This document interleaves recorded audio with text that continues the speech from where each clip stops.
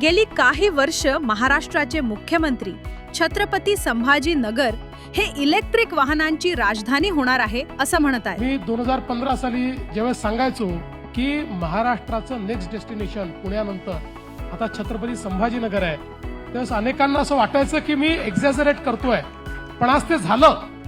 आज EV capital Chhatrapati Sambhajinagar झालं. जनतेनं नाकारलेल्या विरोधकांना हे सत्य वाटत नसलं तरी प्रत्यक्षात असं घडतंय. देश आणि जगभरातील नामांकित कंपन्याचे उत्पादन छत्रपती संभाजीनगरच्या औरिक सिटीमध्ये सुरू झालंय.